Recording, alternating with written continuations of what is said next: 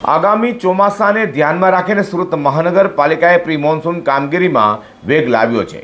આરોગ્ય રાજ્યમંત્રી પ્રફુલભાઈ પાનસેરિયા, મેયર માયાબેન માવણી અને અધિકારીઓ સાથે ખાડી સફાઈ કામગીરીની સમીક્ષા કરી તંત્રને જરૂરી સૂચનાઓ આપી છે। સુરત શહેરમાં ચોમાસા દરમિયાન પાણી ભરાવા અને ગંદકીની સમસ્યાને અટકાવવા માટે મનપા દ્વારા પ્રી મોન્સૂન કામગીરી યુદ્ધના ધોરણે હાથ ધરાઈ છે। આરોગ્ય રાજ્યમંત્રી પ્રફુલભાઈ પાનસેરિયાએ મેયર માયાબેન માવણી, કોર્પોરેટરો તેમજ મનપાના ઉચ્ચ અધિકારીઓ સાથે બેઠક યોજી કામગીરીની સમીક્ષા કરી હતી। ત્યારબાદ ભગવતી સોસાયટી પૂણા વિસ્તારમાં ચાલી રહેલી ખાડી સફાઈ કામગીરીનું પણ સ્થળ પર જઈ નિરીક્ષણ કર્યું હતું। ખાડીની સફાઈ માટે એમ્ફીબિયસ એક્સ્કેવેટર મશીન દ્વારા સતત કામગીરી કરી રહી છે। મંત્રીએ અધિકારીઓને સ્પષ્ટ સૂચના આપી હતી કે ચોમાસા દરમિયાન નાગરિકોને કોઈપણ પ્રકારની મુશ્કેલી ન પડે તે માટે કામગીરીમાં બેદરકારી ચલાવી લેવાશે નહીં। સાથે તમામ કામો નિર્ધારિત સમય મર્યાદામાં પૂર્ણ કરવા કડક તાકીદ અપાઈ છે।